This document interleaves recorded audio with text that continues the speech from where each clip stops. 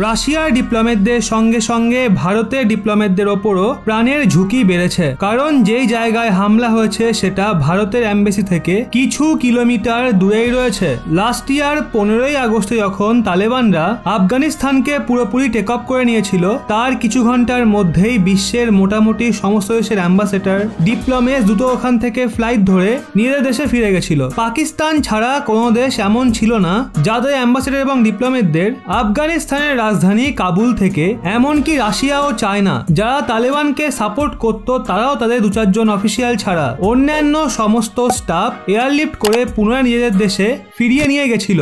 এমনকি মুসলিম দেশগুলো তাদের একজন আধিকারিককেও ফেলে রাখেনি। এর সবচেয়ে বড় কারণ ছিল তালেবানের টেক ওভারের পর আফগানিস্তানে হওয়া বিশৃঙ্খলা। আসলে সিকিউরিটি এজেন্সিজ আগে থেকেই আশঙ্কা করছিল তালেবানদের টেক ওভারের পরেও আফগানিস্তানে শান্তি ব্যবস্থা স্থাপন একদমই হবে না, কারণ তালেবান ছাড়াও এমন অনেক আতঙ্কবাদী সংগঠন রয়েছে যারা আফগানিস্তানের ভেতরে অপারেট করছে, আর তা তালেবানকে সাপোর্ট করে না। তালেবানদের টেক ওভারের পরও আফগানিস্তানে মাইনরিটিসদের পূজাস্থানে অনবরত হামলা হচ্ছে, গুরুদ্বারে অ্যাটাক হয়েছে, শিয়া সম্প্রদায়ের মসজিদগুলোকে টার্গেট করা হচ্ছে।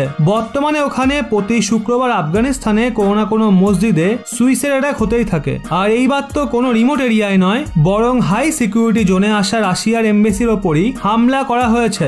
আসলে আফগানিস্তানের রাশিয়ার যে এমবেসি রয়েছে তাদের ওপর 5ই সেপ্টেম্বর একটা ভীষণই বড় হামলা হয়েছে। রিপোর্ট অনুযায়ী সেদিন কাবুলে অবস্থিত রাশিয়ান এমবেসির গেটের বাইরে একটা সুইসাইড বোম ব্লাস্ট হয়েছে, যার জন্য রাশিয়ার 2 জন ডিপ্লোম্যাট এবং অনেক সাধারণ মানুষ মারা গেছে, যেখানে অনেকে আবার আহতও হয়েছে। টোটাল 6 জনের প্রাণ গেছে, আর কজন যে আহত হয়েছে সেই সংখ্যা এখনো সামনে আসেনি। এই সুইসাইড ব্লাস্ট ওই দিন সকাল 10:50 হয়েছিল, যখন রাশিয়ান ভিসা অ্যাপ্লাই করার জন্য রাশিয়ান এমবেসির বাইরে অনেক মানুষের জমায়েত হয়েছিল। রিপোর্ট অনুযায়ী সুইসাইড অ্যাটাক করা ব্যক্তি রাশিয়ান এমবেসির গেটের ভেতর পর্যন্ত ঢুকতে পারেনি, নয়তো লোকসানেরও বেশি হতো। আরো অনেক রাশিয়ান ডিপ্লোম্যাটদের প্রাণ যেত। তালেবানদের তরফ থেকে স্টেটমেন্ট এসছে তারা বিশ্বের সমস্ত দেশের ডিপ্লোম্যাটদের ফুল সিকিউরিটি কভার দেওয়ার জন্য পুরোপুরি প্রতিবদ্ধ। টেক ওভার করার পর তালেবান লিডারশিপ ভারত সহ অনেক দেশের কাছে আবেদন করছিল তারা আফগানিস্তানের রাজধানীতে এসে নিজেদের এমবেসিকে পুনরায় আগের মতো সম্পূর্ণরূপে অপারেশনাল করে নিক, আর তাদের সবার সিকিউরিটির দায়িত্ব